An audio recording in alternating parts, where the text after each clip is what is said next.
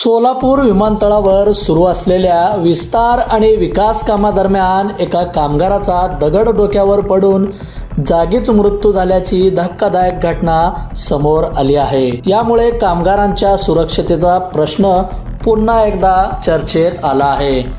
घटनेची थोडक्यात हकीकत अशी की विमानतळावरील खुदाई काम करत असताना निशांत राजू सुरवसे राहणार कुमटे सिद्धार्थनगर सोलापूर या तरुण कामगाराच्या डोक्यावर दगड पडला। त्याला तात्काळ होडगी रोडवरील मॅग्रेस सुपर स्पेशालिटी हॉस्पिटलमध्ये हलवण्यात आले, मात्र डॉक्टरांनी त्यांना उपचारापूर्वीच मृत घोषित केले। घटनेची माहिती मिळताच कुमटे गावातील ग्रामस्थ, नातेवाईक आणि परिसरातील नागरिक मोठ्या संख्येने हॉस्पिटलमध्ये दाखल झाले। त्यांनी रुग्णालयाबाहेर प्रचंड गर्दी करत संबंधित कॉन्ट्रॅक्टरवर मनुष्यवधाचा गुन्हा दाखल करण्याची मागणी केली। नातेवाईकांचे म्हणणे आहे की कामाच्या ठिकाणी हेल्मेट, सुरक्षा जाळी किंवा इतर योग्य सुरक्षा उपाययोजना नसल्यामुळे ही दुर्घटना घडली। त्यामुळे कामगारांच्या जीविताशी खेळ होत असल्याचा आरोप नातेवाईकांनी केला। आज या ठिकाणी आमचे सिद्धार्थनगर कुमटे येथील रहिवासी निशांत राजकुमार सुरवसे, वय वर्ष 26, त्याचं आत्ताच नुकतंच लग्न झालेलं असताना त्याचा 1 वर्षाचा मुलगा आहे त्याच्या पश्चात, आणि त्याची आई आणि त्याचा भाऊ आमची त्याच्या पोटाची खळगी भरण्यासाठी तो आत्ताच कामाला गेला होता विमानतळ या ठिकाणी। आणि ईगलची सर्व्हिस, ईगल कंपनी आहे, त्याचे मॅनेजर, त्यांचे कर्मचारी, त्यांचे अधिकारी, ते लोक सेफ्टीची कुठलीच उपाययोजना केली नसल्यामुळे हे अपघात घडलेला आहे। हे अपघात नसून ह्याचं मर्डर करण्यात आलं आहे, म्हणून त्यांच्यावर मनुष्यवधाचा गुन्हा दाखल झाला पाहिजे। आणि त्यांच्या पश्चात जे कोणी उरलेले आहेत, त्यांचा लहान मुलगा आणि त्यांचे भाऊ आणि त्यांची बायको आणि त्यांची आई, त्यांना नुकसान भरपाई भेटली पाहिजे।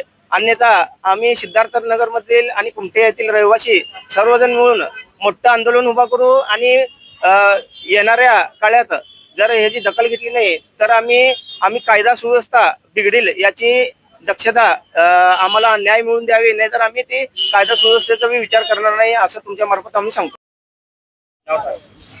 माझं नाव राम पुकाळे, मी निशांत संघ कामाला होतो।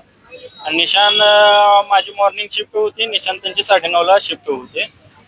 शिफ्ट असताना आम्ही हायमटचे केबल काढत होतो। केबल काढत असताना मी वायर कापताना निशांतांनी म्हणले की रामभाऊ अजून एक सहाना जावा, कापूया दोघं मिळून म्हणलेले। अजून एक माणूस आलेला, त्या संग 3 जण मिळून कापूया केबल म्हणलेले। तोपर्यंत मी रूमची चावी आणायला गेलो, ऑफिसला गेलो, तोपर्यंत साइड इंचार्ज म्हणले की भाग तेरा 200 एकर आहे म्हणल्यावर मी JCB वाल्यापाशी जाऊन म्हणलो, आम्हाला विचारल्याशिवाय आमच्या पोरांना काही बोलायचं नाही म्हणले। नाही त्याला पहिला उठव म्हणले।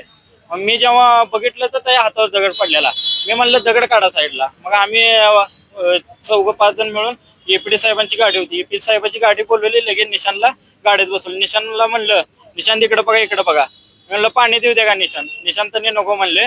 नंतर डोळे इकडे बघा डोळ्याकडे। चौधरी त्यांच्या मांडीवर होते आणि बघत होते, मी पुढे बसलेलो।